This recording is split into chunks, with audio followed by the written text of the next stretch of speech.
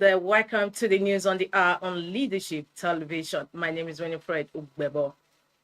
The fate of suspended Senator Natasha Akpoti-Uduaghan, representing Kogi Central Senatorial District, will be determined within the next 90 days.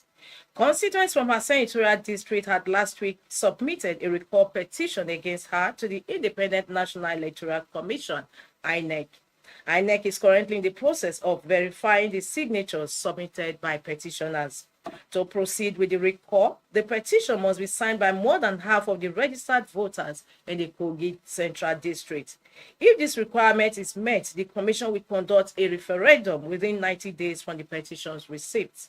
According to INEC's detailed regulations and guidelines for recall 2024, if the petition reaches the necessary threshold of support, the Commission will issue a public notice detailing the time, date, and location of the referendum. However, if the petition fails to meet the required number of signatures, a public notice will be issued to that effect. According to INEC's regulations, the Commission shall conduct a referendum for the recall of the member where it has verified that more than one half of the persons registered to vote in that member's constituency have endorsed the petition, which shall take place not later than 90 days from the date of receipt of the petition for recall. INEC is expected to issue a public notice or announcement stating the date, time, location, and details for the referendum.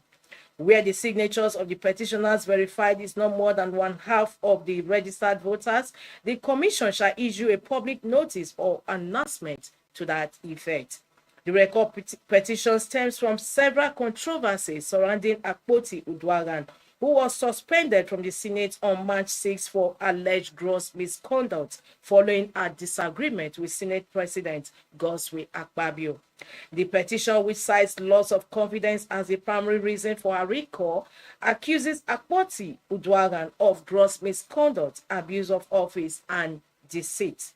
Accompanying the petition were 6 bags filled with documents containing signatures gathered from over half of the 474,554 registered voters in Kogi Central. These signatures were collected from 902 polling units across 5 local government areas of Adavi, Ajaokuta, Ogori, Magongo, Okehi, and Okene. In line with the Commission's regulations, a notification letter has been sent to Akpoti-Uduaghan informing her of the petition's receipt. A copy of the letter had also been forwarded to the presiding officer of the Senate.